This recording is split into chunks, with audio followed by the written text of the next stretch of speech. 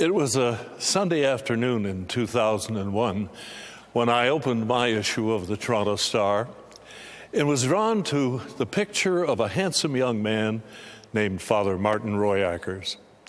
The picture was surrounded by flowers, and the headline read, "Reverend Martin Royackers was a man of the people and a tobacco-stained bundle of contradictions." In the wake of his murder in Jamaica, many are calling him a martyr. Leslie Scrivener, a freelance writer, remembers him presiding over the wedding of her sister. Quote, "Radiant in white, a handsome groom, and a young priest in his priestly garments, old desert boots right off the farm, stained with farm matter." His sermon was about the different kinds of love, and Leslie Scrivener wrote, "We were in awe." He had a down-home earthiness, a disregard for convention. Yes, he was a Jesuit, and his mind was razor sharp. The bride and groom were university students at Guelph who had been living together for 8 months before the wedding. Father Royackers persuaded them to live as brother and sister until the big day, and they agreed. My sister, Leslie writes, remembers him at the Boo Bar at the university, hunched over a pile of papers, writing furiously. He wasn't there to drink, but to smoke, and once to hear my sister's confession. People were playing billiards, she recalls, and there was ping, ping, ping of video games, and all the TV screens around us were showing the most gruesome scenes from the movie Silence of the Lambs, and my sister was confessing her sins. Nothing fazed him. It was important to him not to create barriers. As I continued, a remarkable figure began to emerge. Not a plastic holy man, but a formidable presence who left a mark on everyone he met. Once at Regis College, where he was studying theology, someone called security reporting there was a homeless man in the building. It was Martin. Some said he didn't quite fit into the Jesuit community. But in intelligence, the pursuit of social justice, the option for the poor, a life of poverty, he genuinely lived his vows. And the more I learned about him, the more I was drawn to him, like no one else in my life since reading Thomas Merton's The Seven-Story Mountain. I am certain Pope Francis would have loved him. Here then are some more memories that I gathered. Memories of Martin.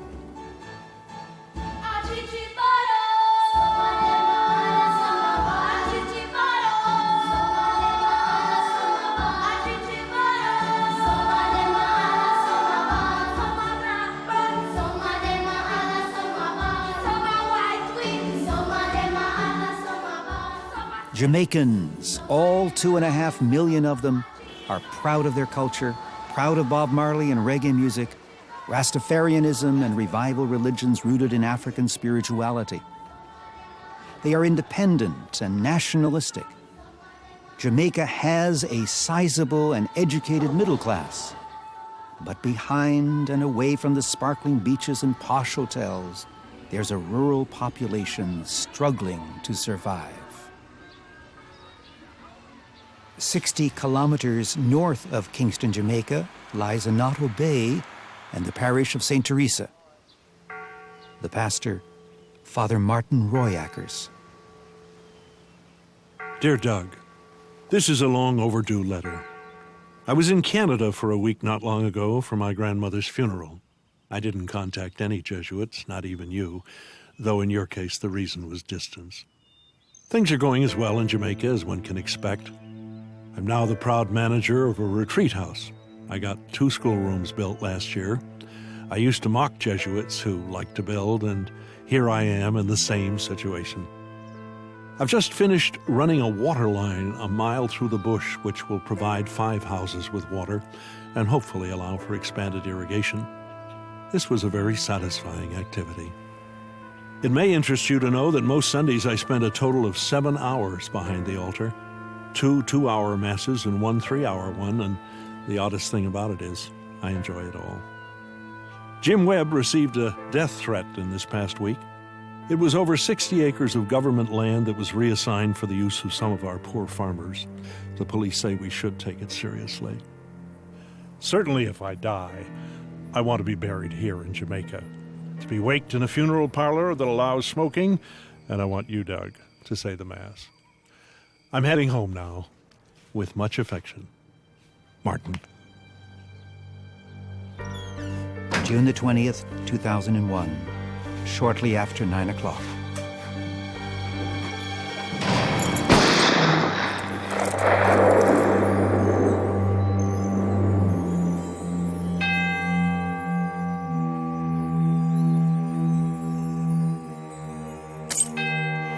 Can't believe it. Can't believe it. But it is.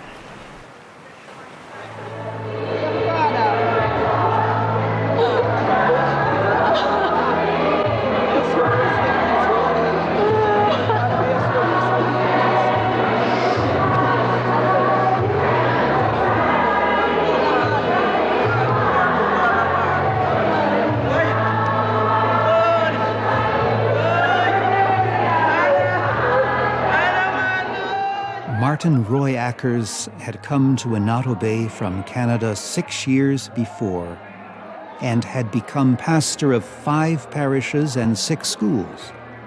He was 41 years old. I remember at his funeral, I was very impressed, very touched, very moved when I saw the amount of young Jamaicans, men and women, who came to mourn his passing.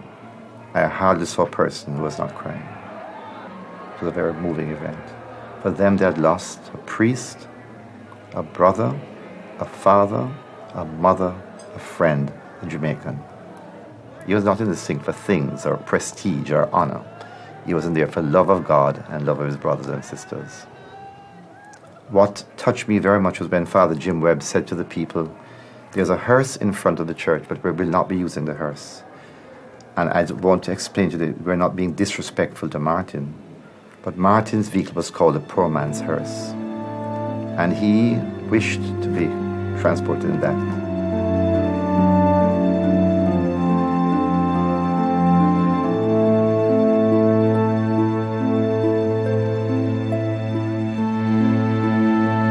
Martin would have been astonished by this outpouring of affection. He had at one time looked on his assignment to Jamaica as a banishment, a mark of failure and rejection, the humiliating consequence of his struggle with a rebel spirit that haunted him throughout his life as a Jesuit, a spirit which some believe had bedeviled him since childhood.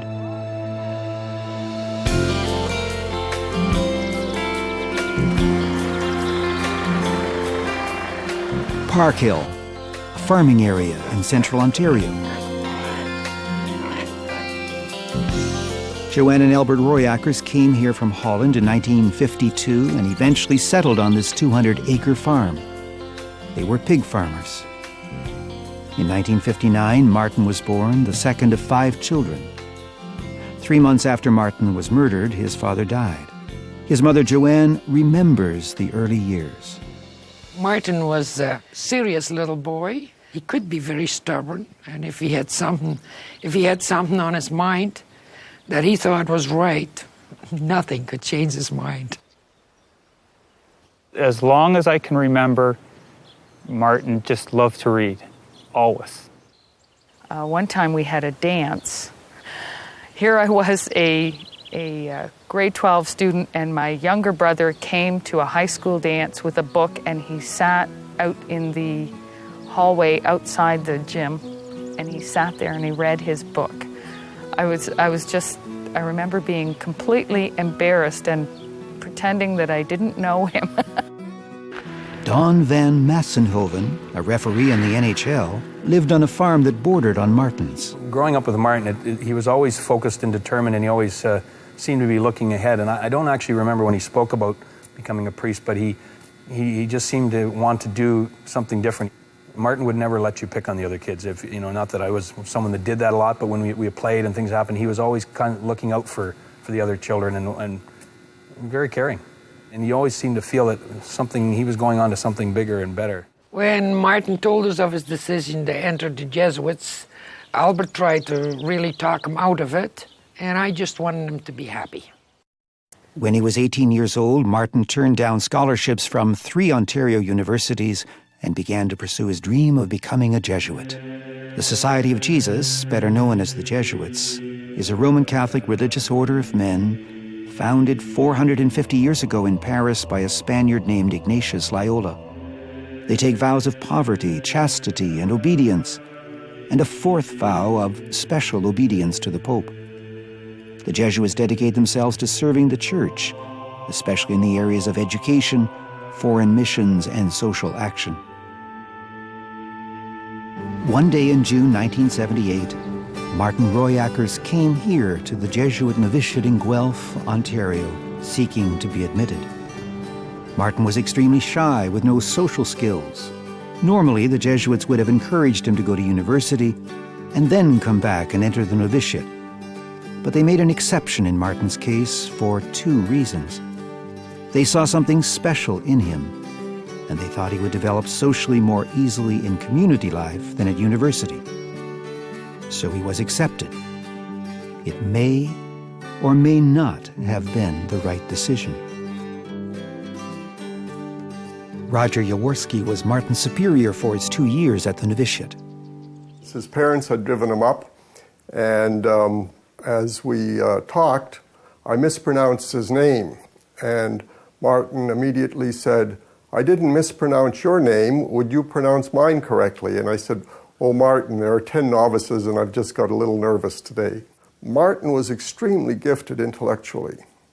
So it was very much an intellectual decision, I think, that he had made, that this was a good thing.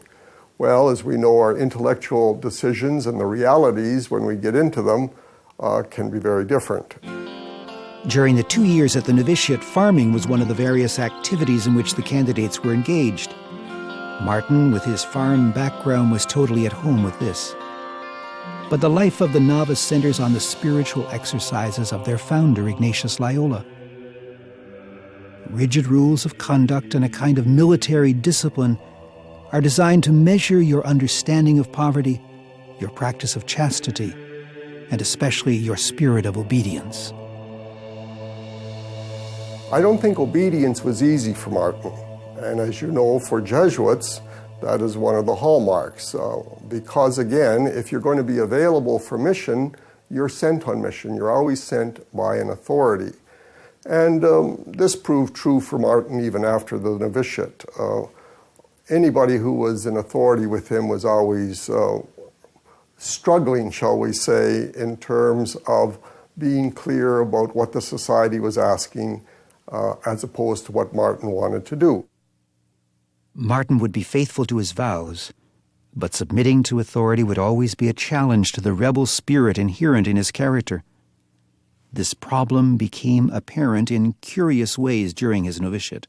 At the time, there was a kind of adolescent rebellion going on. I think he was trying to establish his identity. What I've come to see now is underneath, I think there was basically a fear that someone was taking over his life. Someone was telling him who he was, what he was to become. And he didn't like that. Martin was psychologically complex. He became a chain smoker and totally indifferent as to how he looked or how he dressed. To this day, this change in his behavior remains a mystery to his family.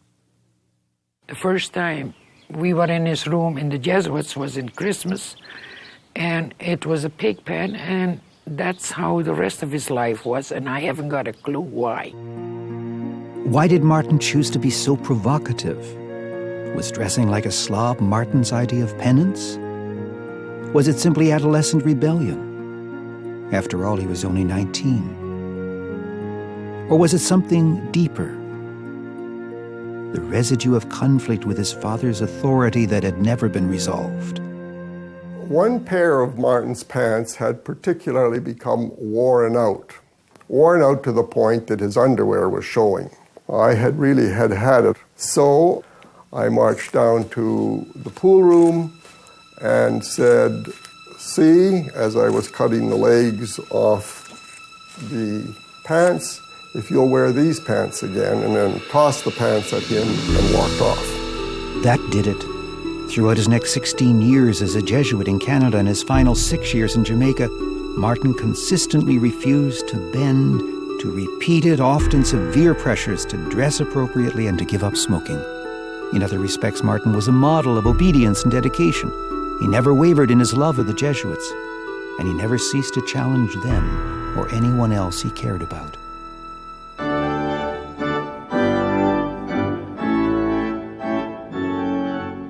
On May the 28th, 1988, after 10 years of training, Martin was ordained to the priesthood. He was 29. His mother remembers the day well. The day he was ordained seemed to be a culmination of a lot of things. It was just a happy time. I think we were all very proud of him, and he seemed to be very happy. Martin was now a priest. But the self-examination, the reflecting, the questioning would never cease.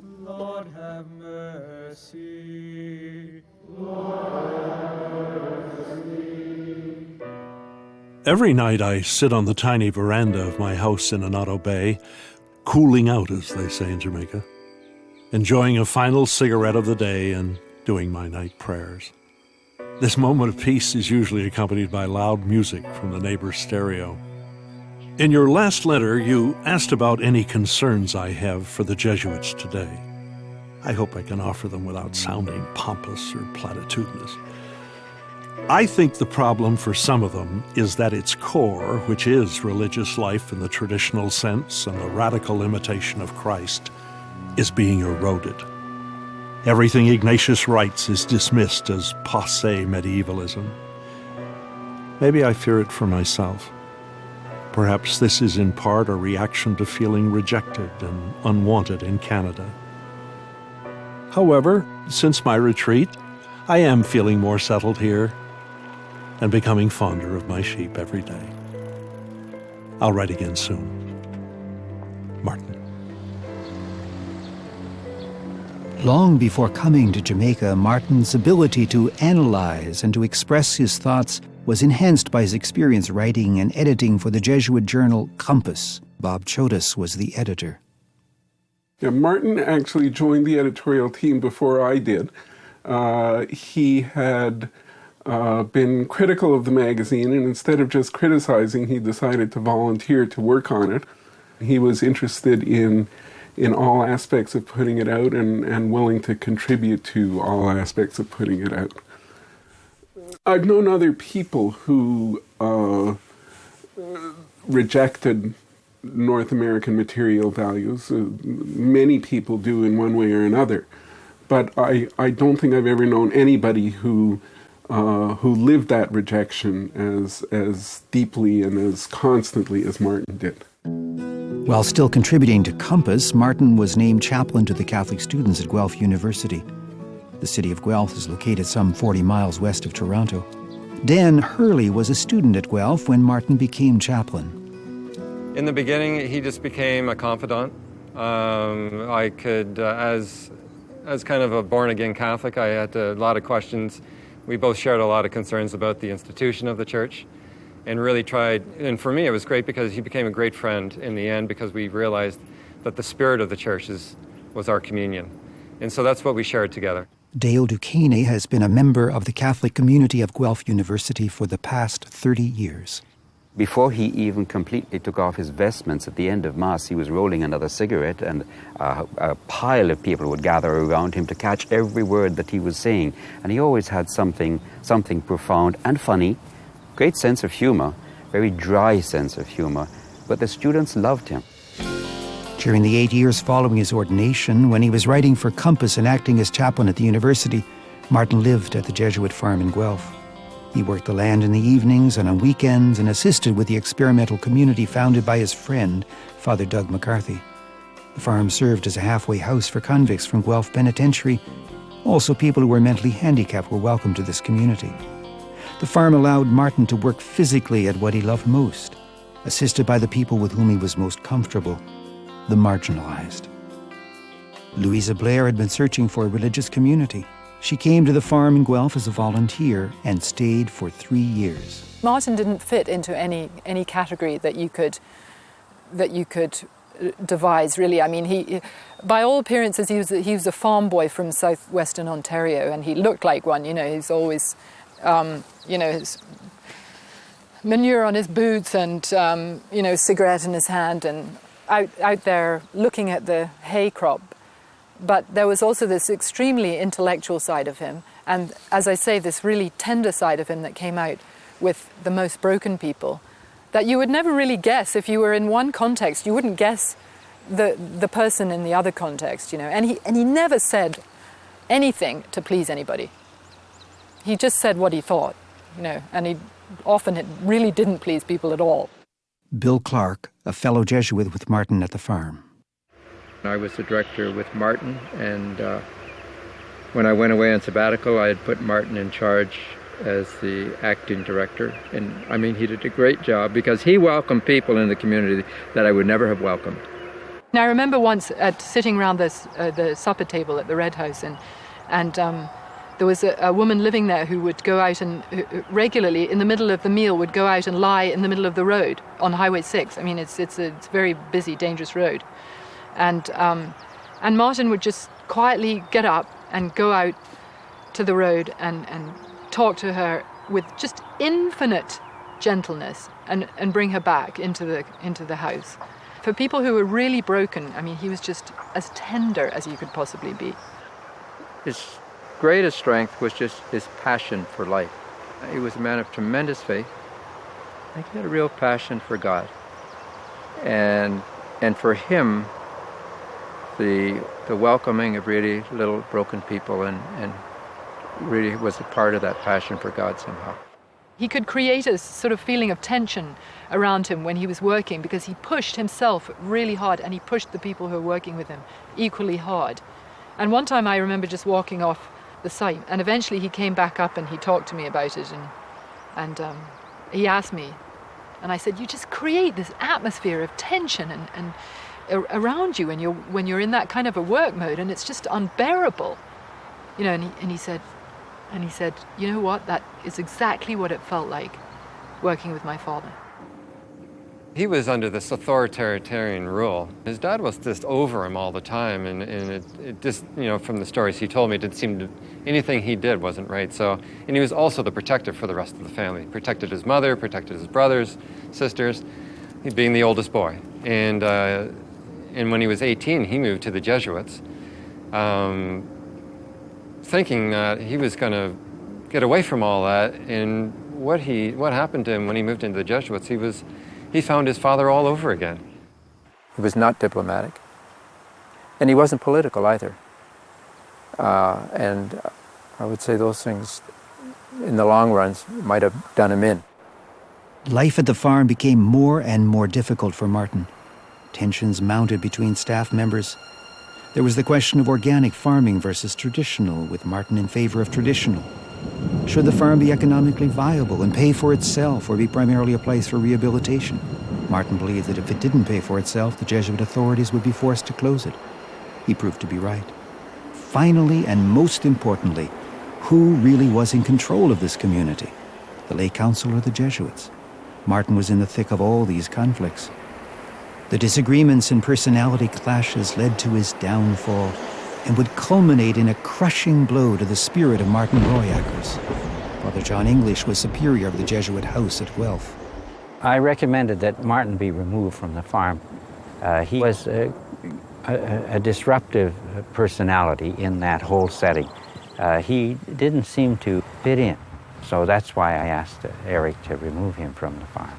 When I heard that Martin had been asked to leave the community, my first thought was, those guys have not seen what I've seen. They should have followed him round and watched how he was with people, you know. And they listened to the people who had a voice. But the people who didn't have a voice are the ones who really could have told them what Martin was about. In the summer of 1993, Father Eric McLean, the provincial of the Jesuits, removed Martin. When he celebrated his final Mass there, those in attendance said he shook all through it. Martin felt his life had been wasted. His radical belief that what we were doing here was right. It was so integral to his way of being a Jesuit. It's so integral to his faith in God, I would say, you know. The farming, the welcoming of people, the living from the land, I just think it was integral in some ways to who he was as a Jesuit, as a Christian, and as a man. What do you do with Martin? That became the question. Jim Webb suggested that Martin go to Jamaica as a solution to Martin's personality and the kind of person he was. But how could he be sure that Martin would go to Jamaica? I also, felt, well, he's a Jesuit, he's supposed to be obedient. I think a lot of other people felt that way too. Tomorrow, the second and final part of Memories of Martin. To restore peace, Father John English suggested the provincial remove Martin from the tensions of the Jesuit farm in Guelph and assign him to a mission in Jamaica. It was an inspired move.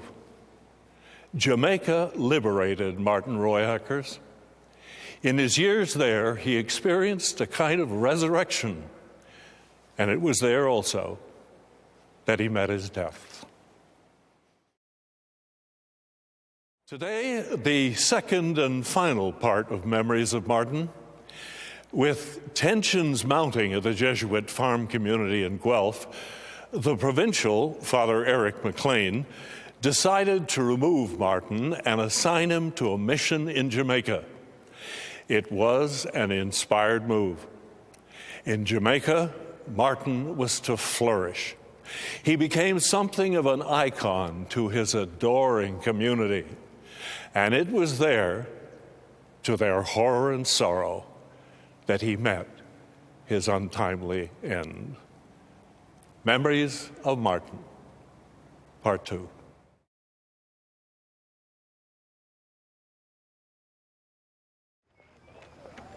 The first impression that Martin made on people was very often not a good impression because of his slovenliness, because of his shyness. He was awkward, didn't express himself well. Surprising, given his immense intelligence and articulateness when he was relaxed and comfortable. First impressions weren't particularly attractive. On the other hand, if you stayed around long enough to realize his compassion, his goodness, his zeal, his passion about life and about what was right and truth and all of that, then you would see, as some have said, a diamond in the rough.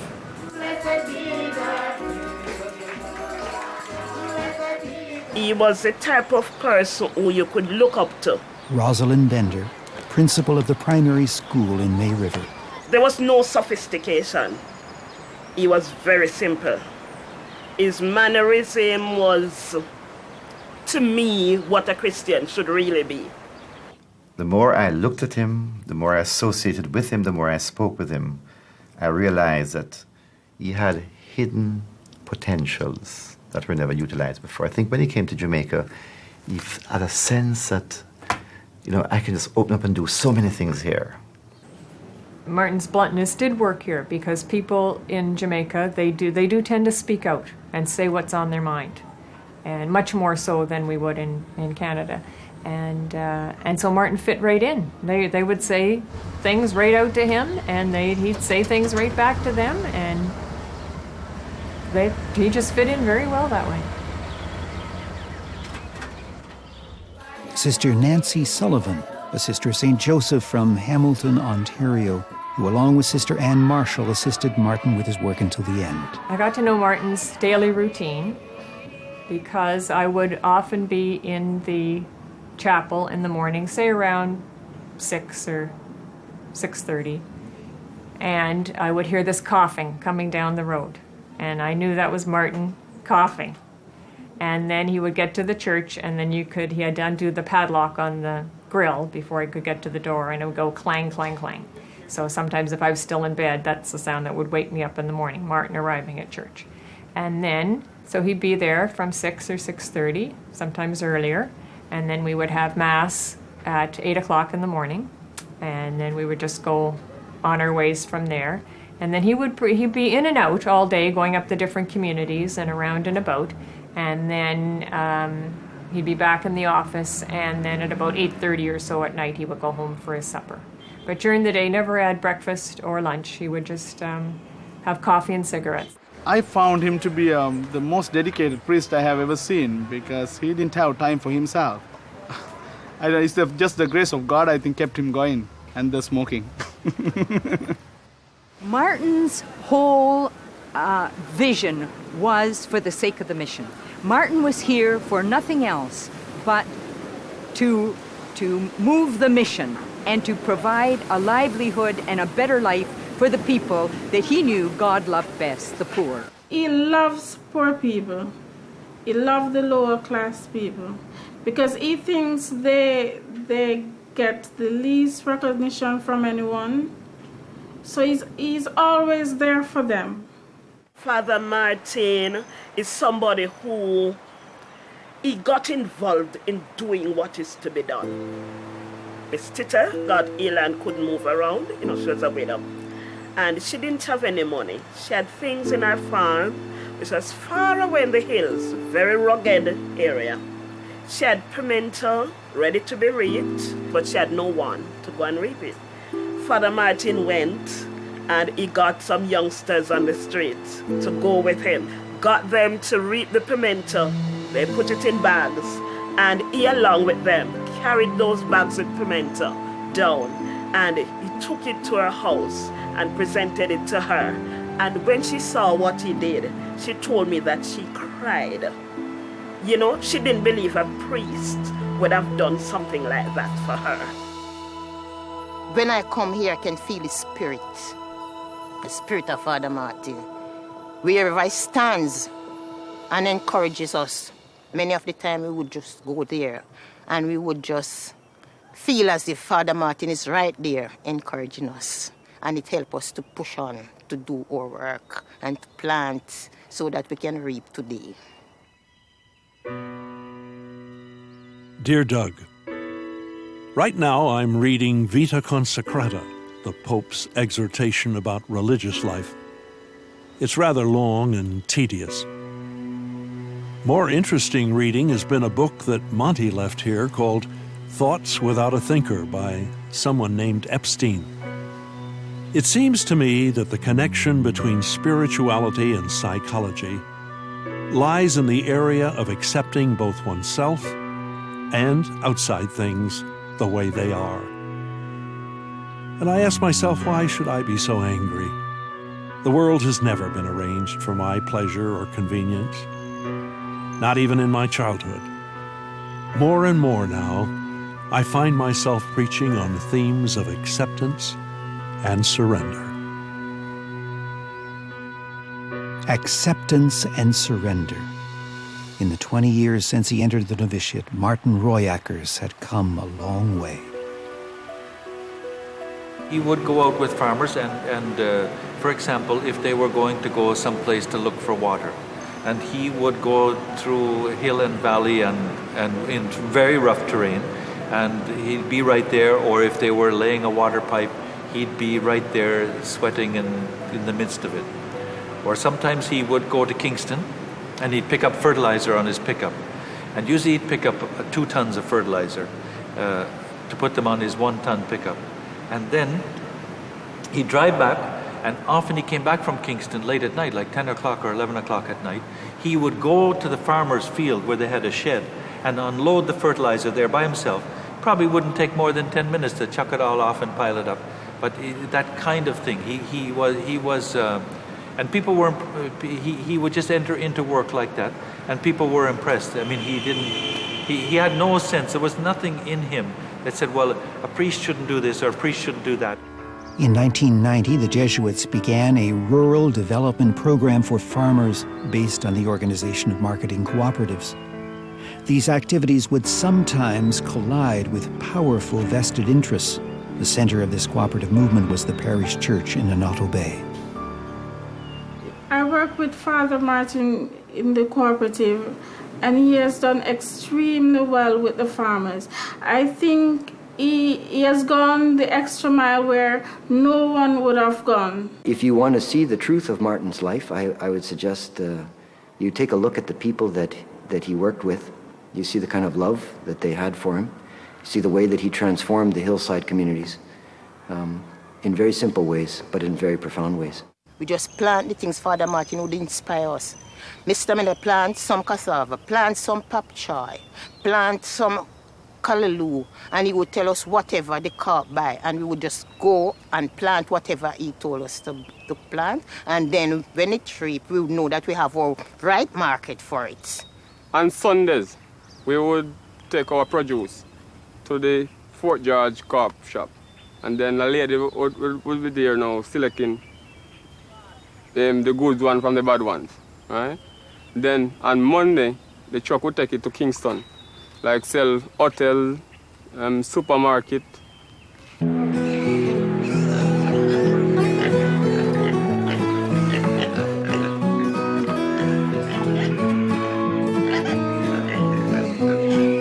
Father Martin's truck was like a bus in this community, and it was also the poor people's hearse.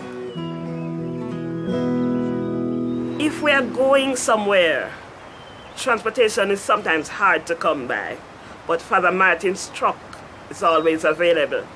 And if you see the amount of us he carried on the back of that truck, and we would sing and beat our drum, and we are gone. Rocky roads, wherever it is, we are gone on the back of that truck. You know, sometimes when it's raining, sometimes we are wet, but we are going. And sometimes even when someone gets sick and they can't afford to charter a car to take them to the hospital, they just have to send to Father Martin. And he comes with his truck and he takes that person to the hospital. Although he was with the people, he was a person who tried to lift them up, not to go down to their level. But he entered into their situation in his own special way, and that was appreciated. He wanted to see them, in some sense, make a life for themselves, but I think what he discovered was that the other important component to their development was a spiritual component. Martin, I would say, better than anybody else that I have met, came to understand how Jamaicans respond in terms of liturgical expression. A reading from the Holy Gospel according to St. Matthew. Jesus said to his apostles, "A disciple is not above the teacher, nor a slave above the master. It is enough for the disciple to be like the teacher and the slave like the master." Father Martin did a lot for the liturgy. It is more charismatic, it's more fun, it's more lively. Because once you're there and you're sort of dead, he's going to liven you up, even to give a joke. And then you have to start laughing. And when you're singing, you got to stand up and you got to sing and stomp your feet and praise the Lord.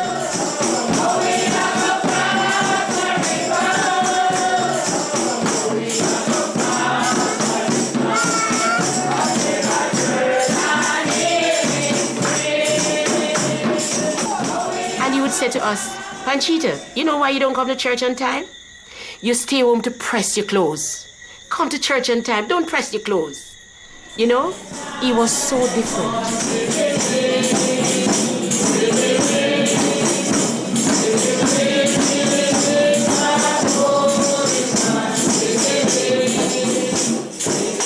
He helped people to be who they truly could be. You know, he didn't put down their revivalism, praise the Lord kind of thing, even though that's not his thing. He's not a charismatic person in that way. But he recognized that that was part of who people were, and he encouraged that in any way he could, with the crusades and immersion baptisms and the lively liturgy and the hot preaching. So I think he helped people to recognize what was deep inside and to bring it to the surface.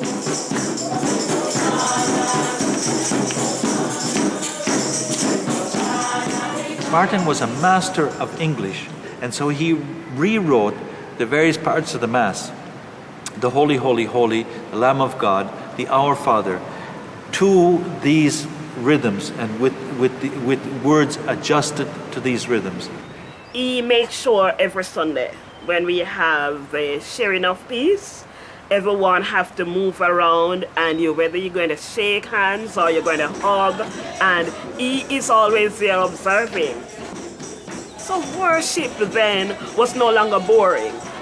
It was this active spiritual feeling, and you just want to be in church.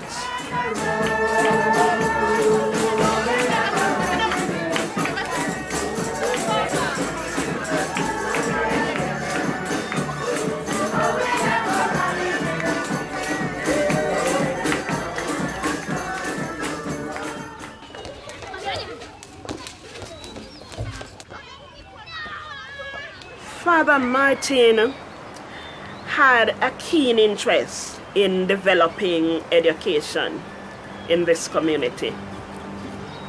He was instrumental in creating the basketball court at Maryville School. He had the yard paved, and so now the students have the basketball. And he also supplied us with equipment for physical education. He would give us footballs, basketballs, whatever it is we need, he would try to give it to us. Father Martin was a father to all the school children. He ensured that no child would go hungry. He would always say to me, Miss Bender, make sure every child is fed. No child was afraid of him, And once the sea struck coming, they know Father Martin is coming.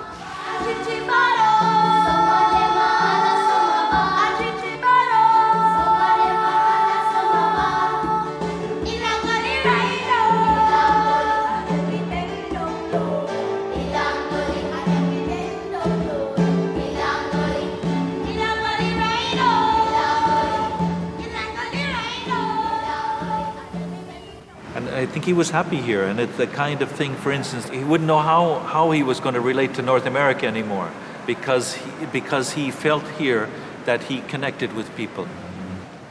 One time, Martin was going away to a spiritual program for 6 weeks, and this is probably the longest he was ever going to be away from Jamaica. And he said to me, well, I don't know how this is going to go, 6 weeks, I'm going to be away 6 weeks. And I said to him, now Martin, I said, I think the people will be able to live without you for 6 weeks. And he said, I have no doubt that they will. He says, but I don't know whether I can live without them. This past summer, I took a 2-month course in spirituality in Omaha, Nebraska, and took full advantage of all the perks I missed in Jamaica. I tried hard to conform to the North American middle class, but I couldn't seem to do it. Some sort of visceral claustrophobia made me want to open the windows and say F the air conditioning, but I didn't. Instead, I longed to return home to Jamaica, to the constant and oppressive heat, the kitchen with its rats scrabbling in the roof, the ubiquitous mosquitoes, the neighbors who engage in loud domestic disputes every evening. I may not be so comfortable in Jamaica, but like the morning's first drag on a cigarette, the noise and heat and insect bites remind me, with an occasional rush, that I'm alive.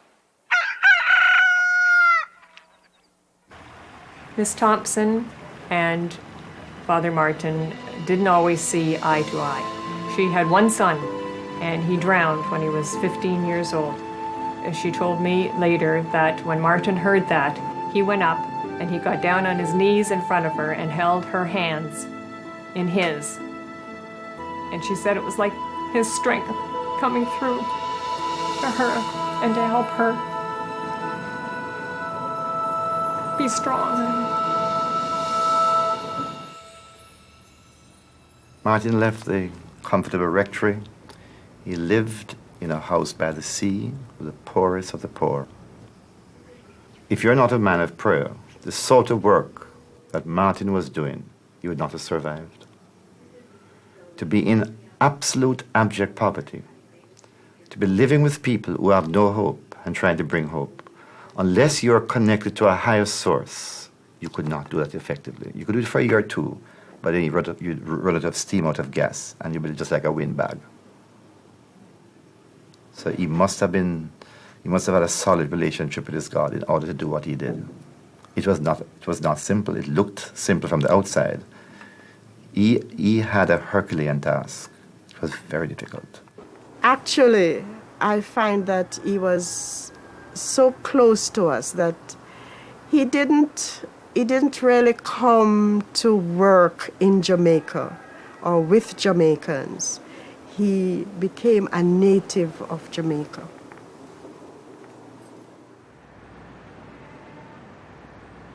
He had similarities with John the Baptist. On a sort of superficial level, the camel hair and wild locusts and all of that image of John the Baptist in the wilderness seemed to fit Martin. Rough and ready and unkempt and whatever, rugged. There were also, I think you could say in a more profound way, that he understood very clearly his mission as to prepare the way of the Lord. And there was no confusion in his mind that he was a Messiah, or that he was the Savior, or that he was the one who was to be served, or to be honored, or to be praised. He strikes me as kind of a St. Paul figure. He's somebody that's gone through some kind of an important experience, religious experience, and it has made him focus on mission almost entirely, maybe at the expense of personal life, and has made him, like St. Paul, kind of an uncompromising person. No middle ground. We either choose Christ or we don't choose Christ. In terms of prophetic voice, yes, it is true that he would.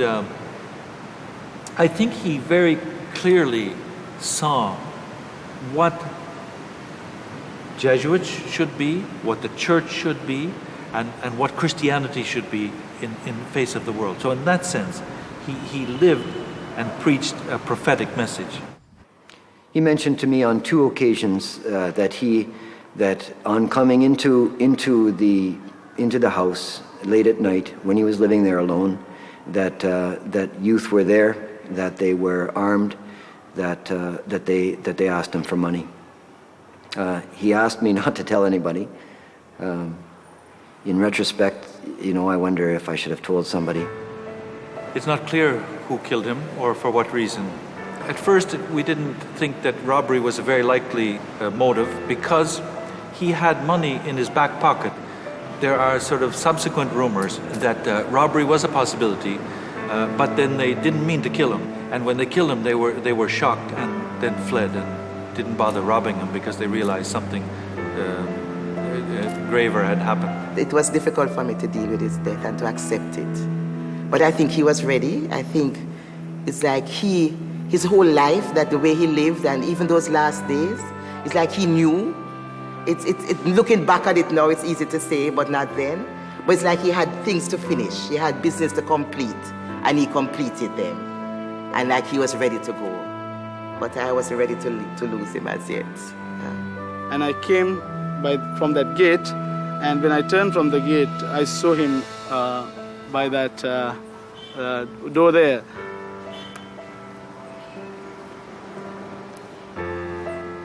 Oh boy. I felt like a part of me had been cut away. I felt as if I was going to die. That's how I felt.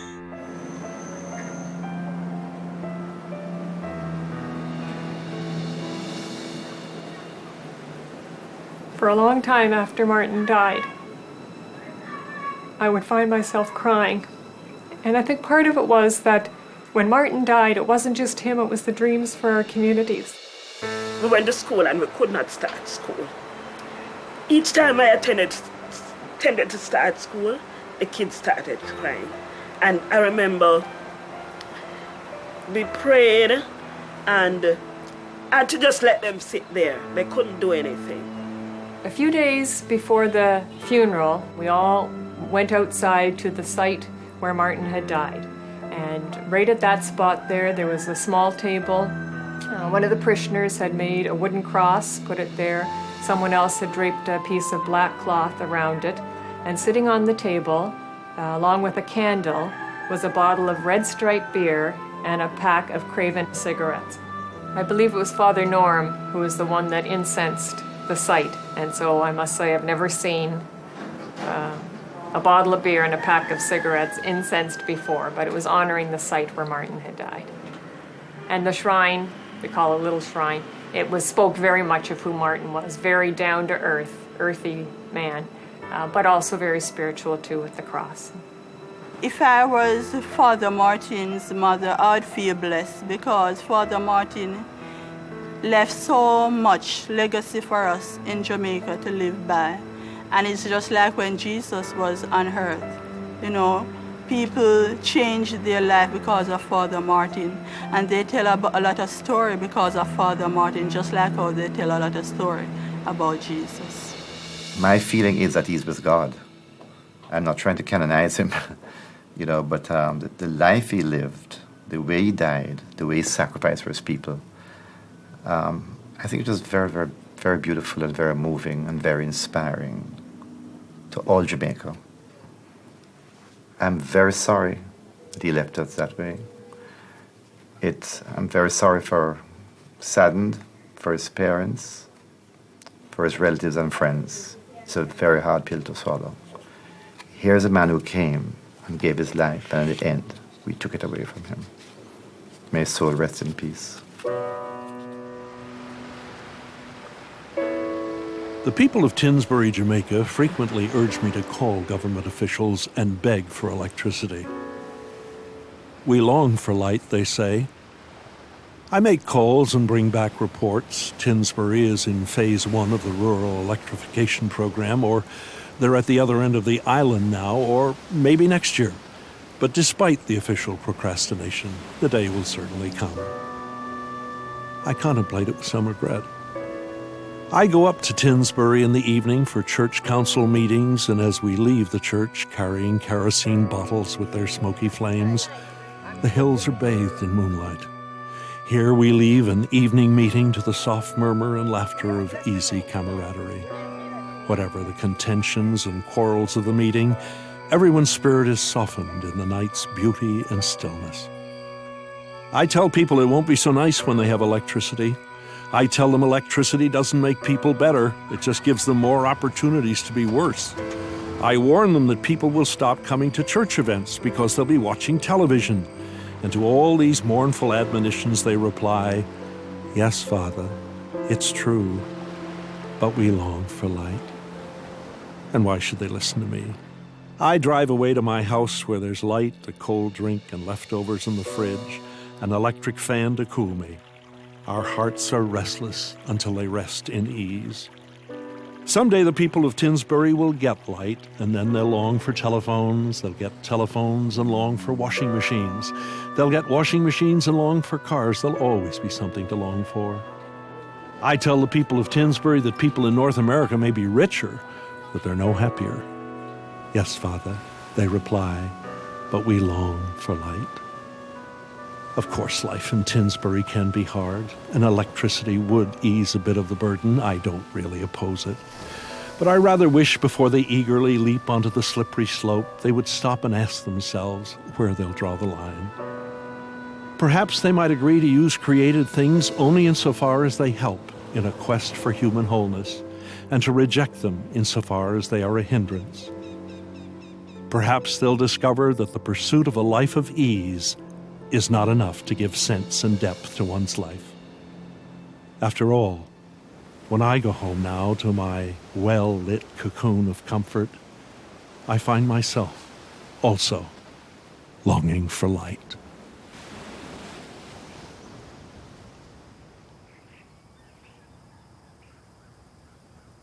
If you want to judge somebody's ministry, you judge it by how well they formed people to express their faith and to carry on. And I would say that Martin discovered in the hills of Anato Bay a very precious community of believers. And if there was a legacy, it was a legacy that he found this pearl of great price. It's not so much about Martin, it's about the kingdom. And I think Martin contributed what he wanted to contribute. He discovered the pearl of great price, and he did. He sold everything and as a merchant and bought that pearl. And the pearl, as far as I understand, is doing well. Was he a saint? That's beyond my competence to answer. But of one thing I am sure, Pope Francis would have loved him. Happy Easter, everybody.